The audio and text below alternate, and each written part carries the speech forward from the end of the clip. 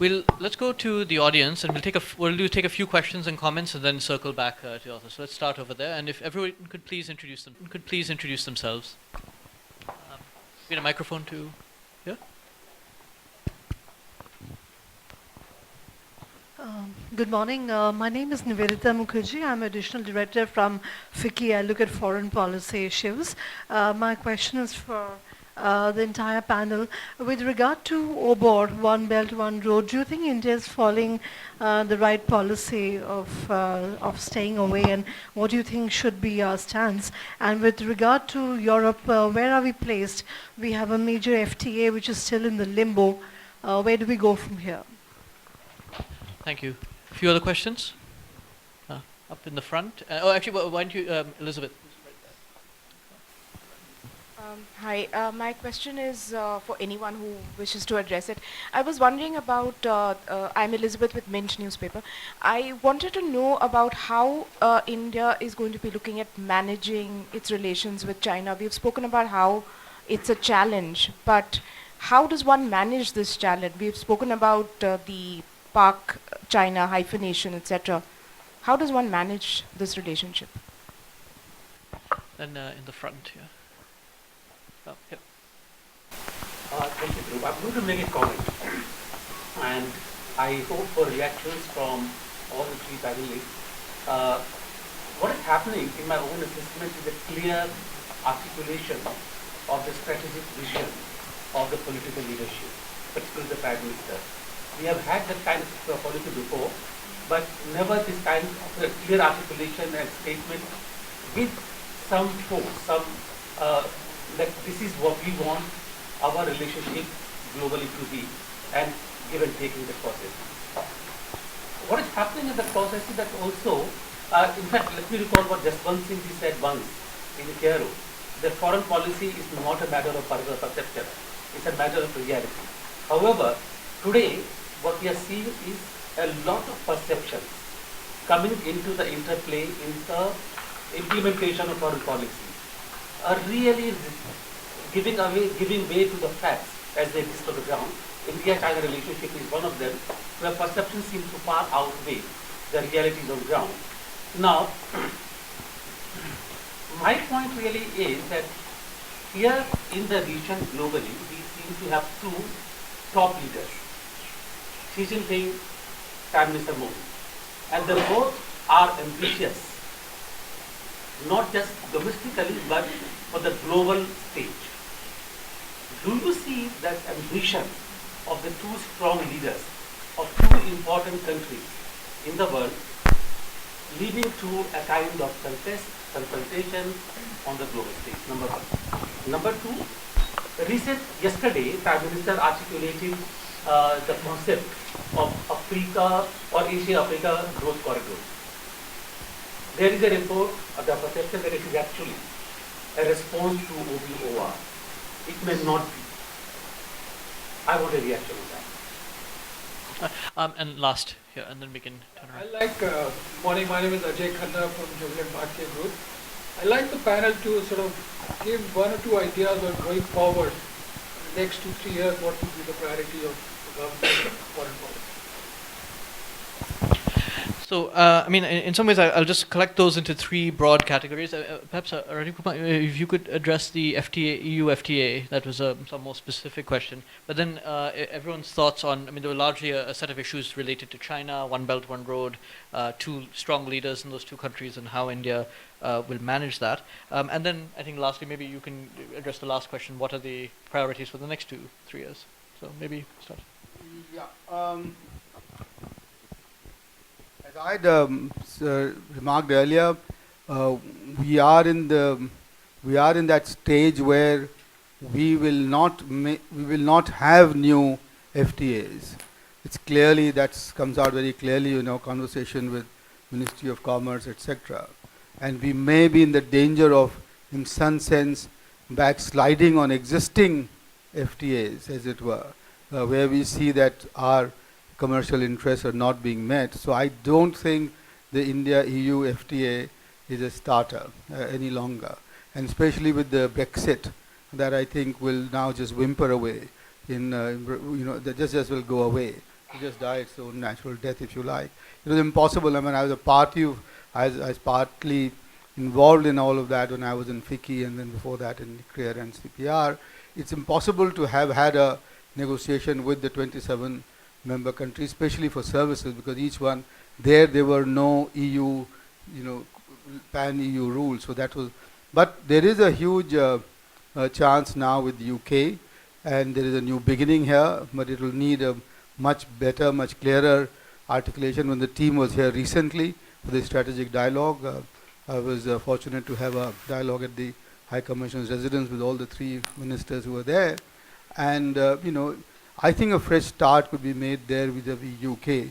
Now with Europe, I think Mr. Modi's visit to Germany now shows that he will probably engage, and this is my conjecture completely, with individual countries within Europe much more than the EU qua EU. I think and that is where he hopes he will get much more joy than to talking to this. So that's one part with but I just, with your permission, just want to say a couple of other things, which is one, that the Asia-Africa growth corridor is actually echoing what Japan had already proposed some time ago, and which was the Japan-India-Asia corridor, and that was put forward clearly as an alternative to OBOR. And I think this is where we need to build. My earlier hopes used to be that rather than have ASEAN +6 and ASEAN +10, etc., we will have India, China, Japan talk to each other and decide the future of Asia in this new century. And I think that realistically is over.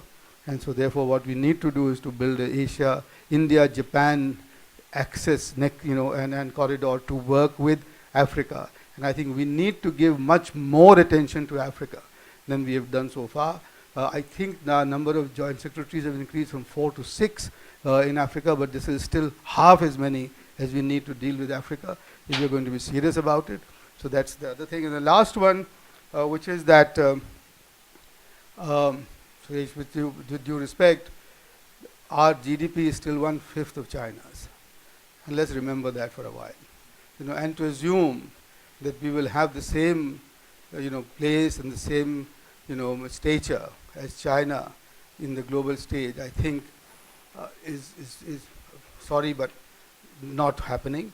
And I think it'd be much better off at this point of time to follow what their leader Deng said, that put your eyes down, lower your wings, and concentrate on the domestic, so that in the next 20 years, if you can triple or your GDP, then maybe raise your ambitions, because at the moment they're just too far ahead. Chaulia?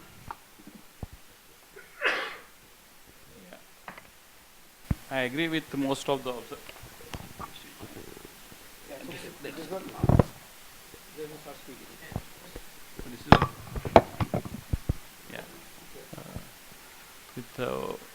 most of the observations of my friend here. Regarding the FTA with Europe, I think that for next couple of years, both Europe and UK would be quite busy dealing with their internal issues to think something different on a holistic issue. Therefore, country to country approach will continue in Europe. It is, according to me, not a surprise that in this discussion till he mentioned about UK, no one else has mentioned. So that is also, we need to take a note of it, because UK itself is going to be quite busy with the hard exit, soft exit, whatever it is, and then there is something in between transitional deals and so many things. As far as the alternative to OBOR, I think there is a basic difference between what we are thinking, we miss India, Japan is thinking versus OBOR. If you see German ambassador's statement in today's Times of India, you would see that they are more or less inclined or in line with India's perception about OBOR. That's just more a Chinese hegemonial instincts in OBOR rather than a participative development approach of India and Japan.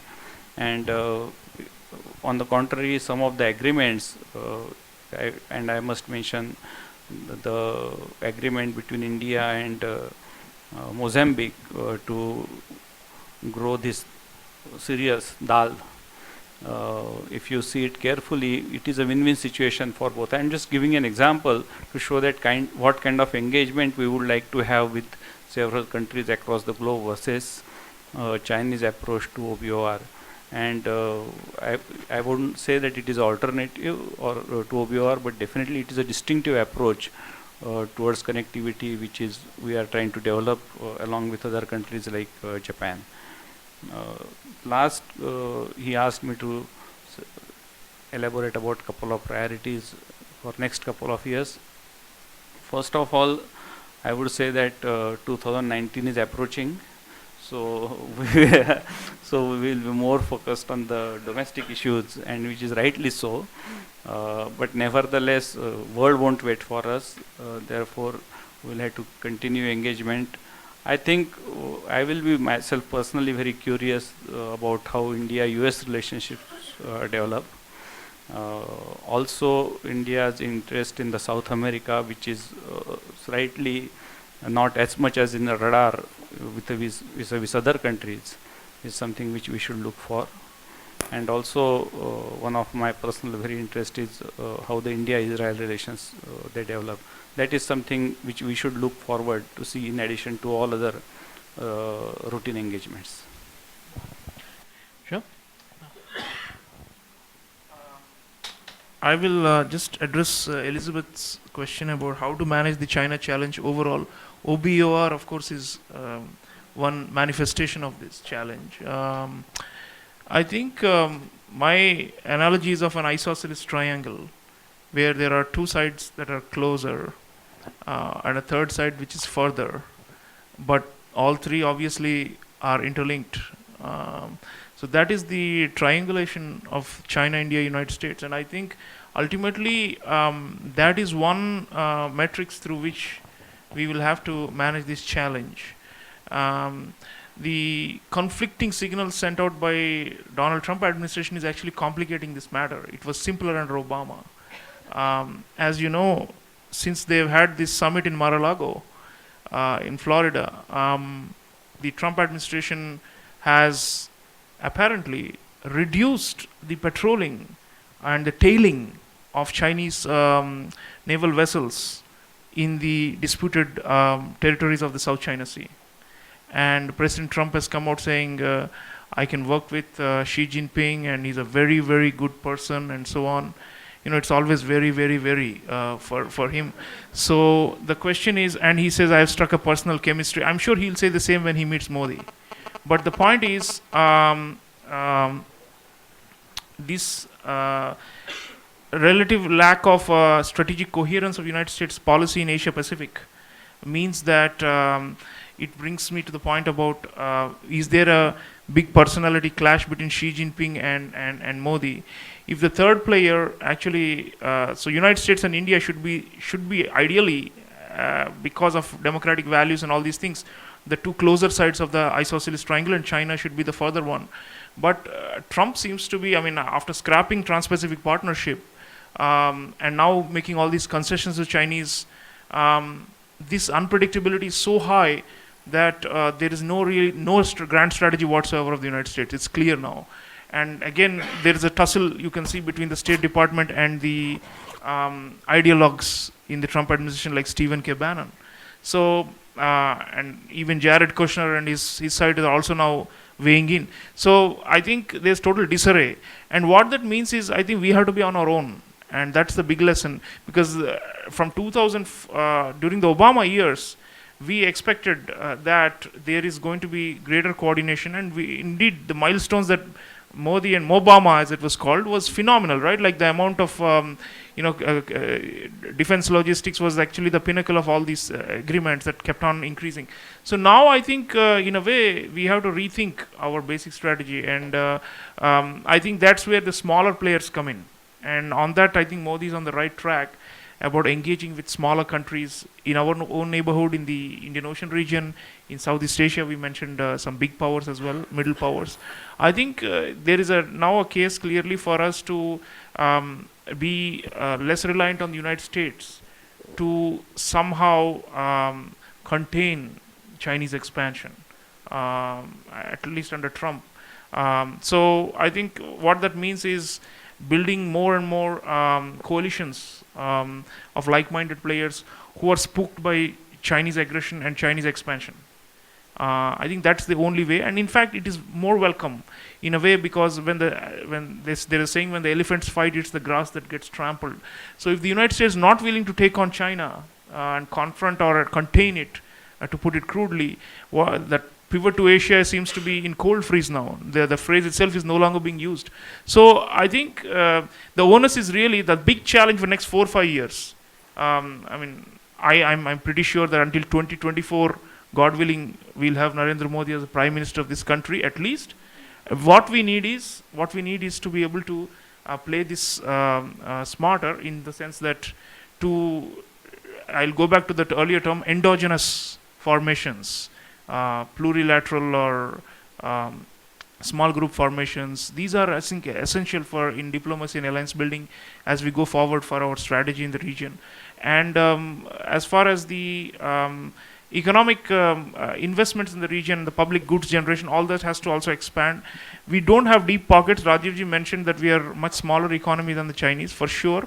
But I think, if you look at key countries, we have put our money where the mouth is. Chabahar Port, we are committing to 20 billion approximately. 20 billion for India to make a commitment for port construction and for infrastructure growth is not unremarkable. In our own, so while we cannot possibly do this on a global scale, we will need to, I think, ramp up. And part of these growth corridors and other ideas that are being mentioned is we will have to shell out more. And I will differ with Rajiv ji on the point that until we grow and become prosperous or middle income or have continuous economic prosperity, we cannot afford to be so ambitious. I think it's got to be simultaneous, because there's so much activity happening. If we miss the bus now, all these formations that I'm talking about, these diplomatic alliances and coalitions, and say I'm going to focus only on economic growth and sorting out domestic issues, I think we will be too late by 2024. When possibly there could be a new leadership in this country. So if you look at it that way, for near term, I would say next 2 years and definitely next 7 years, we should be thinking about how to form like-minded coalitions with other countries and invest more. Identify some vectors through which we can manage the strategic stability and architecture of the region and look beyond United States. I think that has to happen. Even as the commercial ties with the US possibly may expand or may hit hurdles, I think it's very important that we think beyond a US-centric vision. And I think Prime Minister Modi is pretty astute to see this. I mean, there is a change in Washington, and we have to accordingly restructure our overall strategy. I just wanted to answer Ajay's question quite directly, Ajay Khanna's here, on the priorities. And the first is that it's a negative one, which is that we have to, at any cost, prevent the emergence of a G2 between US and China, which should be very much on the cards again, given Trump. And let's not forget that the Sino-US economic commercial relationship is probably 10 times ours, if not more, I mean, in some sense. So, and a G2 is a possibility. The scrapping of the TPP, please remember, is a pro-Chinese and not an anti-Chinese move, because the TPP was meant to isolate China. So can we prevent a G2 in Asia? That's one priority. Second one, can we quadruple our trade with Africa? Our trade with Africa, bilateral trade, Indian Africa, just number down, and we should put the diplomats, give them the task. And can we also quadruple India's investment in South Asian countries, in our neighbors? Because that is the key to building the future in this region. And along with that, can we at least double intra-South Asian trade with or without Pakistan? Can we do that? Now, those are the priorities, and I'm putting them very bluntly because despite what Sreeram has said, at the end of the day, your ambitions will have to be constrained by a hard budget constraint. And if you don't do that, and the name of the game going forward is actually economic diplomacy. And you have seen that. I mean, all of the other rest, I think, are quite moot in these days of whatever they sort of say. So these are the three targets that I would give. Rajiv, you are even more ambitious than the panelists. So we have a limited time. So I have 5 people with their hands up. So we'll start back there. Or sorry, with 5. Could you each ask? So maybe start with Gautam, right in the back, and then next to him. If you could each just ask one question, no comments, and target it at one of the panelists, that would be helpful. So Yeah, Gautam. my question is basically that everyone is talking a lot about economic relationships and diplomatic formations, but do you think that India, in order to achieve its objectives, really needs a substantial increase in its defense expenditures? So you see that as contradictory? Well, I mean, do we need to spend more money on defense? Do we need to raise the budget quite a bit? Yes, young lady. Yeah. Hi, my name is Ayushmita from Crisis Action. My question is towards the whole panel. In terms of foreign policy, where do you see India's engagement in terms of conflict-related issues, be that regional in Myanmar or in South Sudan and Syria? Thanks. Back there. Sorry, the one on the left. Yeah. Devjot Ghoshal from Quartz. Just a quick question to Mr. Chauthaiwale and Mr. Kumar. At various points in the last couple of years, Prime Minister Modi has been called a salesman-in-chief for India. Salesman-in-chief. Considering he's made quite a strong pitch, what's the sort of return on investment that we're seeing on what he's done in the past 3 years? And particularly in manufacturing, given that we've seen such a strong push on Make in India. And just lastly, going forward over the next 2 years, what is the expectation on at least the economic front? So, woman back there, back there, and then the gentleman up front. Hi, I'm Rasika from GE. My question is, while we've talked about a globalized world, we're also seeing increasingly trends of nationalism, and even within the US, the Brexit have been examples of this. India is also looking at a Buy India policy, Make in India. How is this likely to play out for the foreign policy? Thank you. My question is addressed to Dr. Kumar. Dr. Thank Kumar. you. And then right up here. The gap between India and Russia is increasing, the strategic relations that we have. What is the new regime going to do to reduce that? Looking what's happening all around the world, China, Russia, China, US, I think we might be isolated. So what are we going to do about it? So why don't you take the question on the return on investment on particularly the manufacturing sector and the economic nationalism question, perhaps those two. On the return on investment, I think it's been very good. It's been very high because, as I said earlier, and I just want to stop there because the India story is it is buoyant. I mean, it's one of the first times that in the boardrooms of the big corporates, they are looking at India as a investment destination, and I think this is quite visible, and it will become even more visible as our cycle turns upwards, which it will, as we go forward from here. I think so that therefore that's the job very well done. He's been the most effective salesman for India in many ways, and by the way, there are multiple dimensions to this salesmanship. Not just you just don't go and don't sort of sell, including the diaspora, for example, and engaging them and letting them the initiative in the countries. On the protectionism, I think given that our share in world markets for goods is less than 1.6%, and in services is about 2.2 or 2.7, less than 2.7%, I wouldn't be very bothered about it. And I think, and surely I would not let my policy makers or the leaders of my commerce ministry make it an excuse for our exports not rising quite smartly going forward. Because, given our share, given our very limited share, even if the markets, whatever, because, the fact is that at the moment the global economy has turned the corner, and for the first time after 10 years, you are seeing synchronous increase in the growth of the Americas, Europe, and Japan. For the first time, so therefore the rate of growth of GDP, the global GDP is going up for the first time, and global trade, which has really collapsed, is beginning to perk up again. So we must make our own moves to get our domestic ducks in line to make advantage of that, rather than look at sort of defensively, this rising protectionism, etc. Second, on the fact of our software industry, it may not be so bad, I think, as Narayan Murthy said sometimes, because the software industry had ignored both the domestic market but also its upgradation to systems integrators and to better product manufacture. And you know, if it disturbs the body shopping, I won't be very bothered. And then finally, on the sort of protectionist side, I think as I said earlier, we need to focus much more on Africa, which is the rising continent. And I think we underestimate its potential as absorbers of our goods and services going forward. Thank you. So, maybe if you could address the India-Russia question for you. Yeah. No. You don't. Or the defense. Or the defense. You know? Okay. All right. I'll pass. Do you want to address the defense of the conflict resolution? What is India doing about conflict resolution, and maybe India-Russia as well? Yeah, that's a good one. Myanmar, South Sudan, Syria.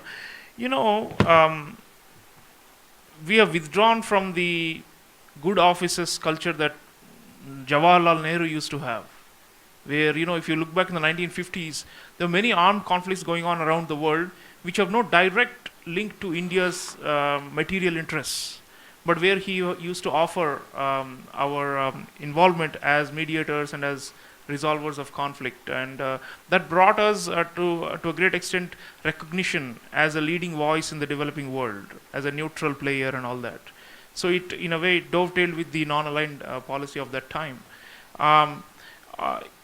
Now you are mentioning some of these burning global conflicts. We have been knocking on the doors of the UN Security Council for a long time, as you know, which has been stalled.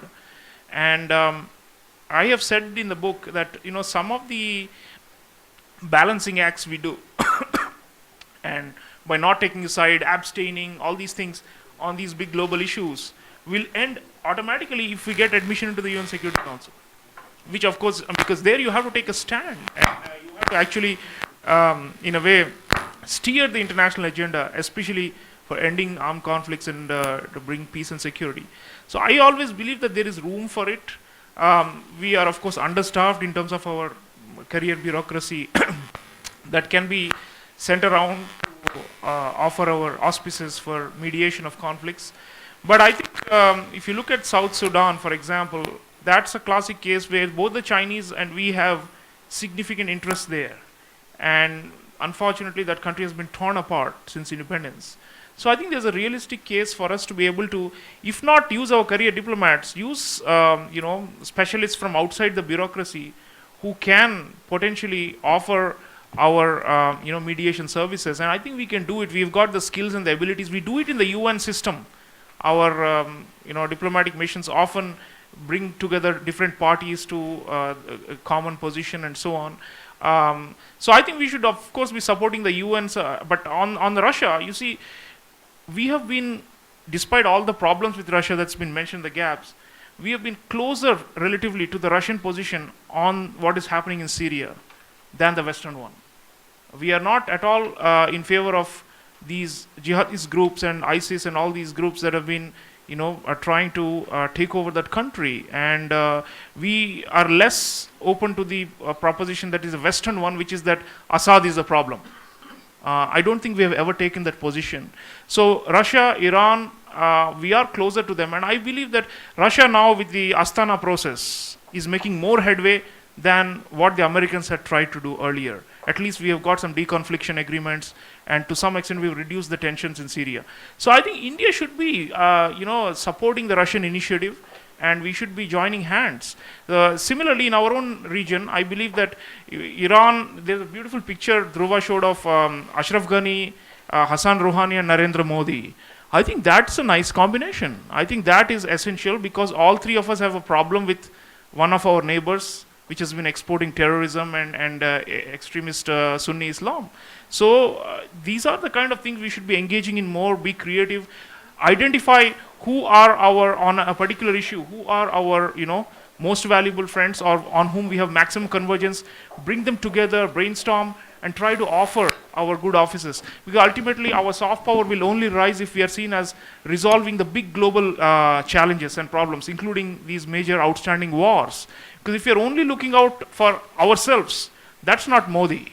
That's not Modi doctrine. Modi doctrine is not about what just we want and what we'll try and negotiate through transactional basis. It's about projecting us as a big provider of global solutions, and it includes these armed conflicts as well as climate change, migration. These are the big global challenges, right, for global governance, and India should be playing an active role, convening small groups, creating new forums, institutions. I believe in a much more, visible and proactive and institutionalized way of doing things. I think those are the, the next frontiers for Modi Doctrine. The defense budget question? Yeah, I mentioned it already. There are probably some eminent people in the audience who can take this better. I think that we need to actually invest much more in our Navy, especially with the aircraft carriers and new class of submarines and these kind of things. Because ultimately, as you know, for an expanding power, for a rising power like India, the naval domain is where really the opportunity lies, because there's something called the high seas, right? In land, you cannot expand. I mean, everything's been already carved up. So the only way we can expand, especially Indian Ocean region, and even all the way up to the Atlantic, between Africa and Latin America, that's the region. These are the regions. So I think we need to be doing more. Already I believe there's been more balanced allocation of defense outlay, and experts may correct me if I'm wrong, that earlier the Navy was getting a far smaller share vis-a-vis the land army and the Air Force. But off late, it's like 1/3 roughly or something like that. So I think we need to do more on the naval front and invest much more in different kinds of assets and build our own ones too. I mean, the Chinese shipbuilding and the aircraft carrier progress is really an alarm bell, because they already have 2 now, and 1 or 2 more are coming up. INS Vikrant, Virat, I think those are still kind of delayed. I mean, we don't yet have them in commission. So I think ultimately, if we are talking about traditional geopolitics, not non-traditional threats like terrorism, traditional geopolitics we can only handle by investing much bigger in the Navy. And hopefully, I mean, that has to happen, because otherwise we will not be really able to project power. A small thing, which is, I don't know how many of us know that we are 6 or 7 of us wrote this thing called Non-Alignment 2.0, which didn't, well, anyway. And there, General Prakash Menon was one of our members. And he one day brought in a map of India which was upside down. And just to reinforce what Sreeram has said, see, on the north, Himalayas completely block you. And the south, the tip of India, actually goes in almost like a dagger into the Indian Ocean and into some things which intercede some of the biggest shipping lines. And he therefore argued, and we have argued in Non-Alignment 2.4 to sort of at least increase naval expenditure many folds. Unfortunately, in our incremental approach, that sort of thing hasn't happened. And this is why we need to relook at some of these things. Thank you very much. Thanks to all of you. We have, just 2 final points. You'll see on your chairs a small document that has some of our recent activities here at Brookings India on international affairs, and some future activities possibly. We won't be having many events for the summer, but hopefully we'll start up again in September or so. And then the other thing is, I feel one of the things that we at think tanks don't do a good enough job about is reflecting upon what we've done in the past, and whether, checking whether we were right or wrong, or what we were unable to anticipate. So I managed to dig out something that I wrote in May 19th, 2014, a few days before Modi's inauguration, and where I looked over sort of his speeches and his interviews. And it's interesting, I think I got a few things quite wrong, a few things not so wrong, but I think we need to do a little bit more introspection on that front. But without further ado, thanks to all of you, the panel. Thanks for coming. Thanks to all of you for your time.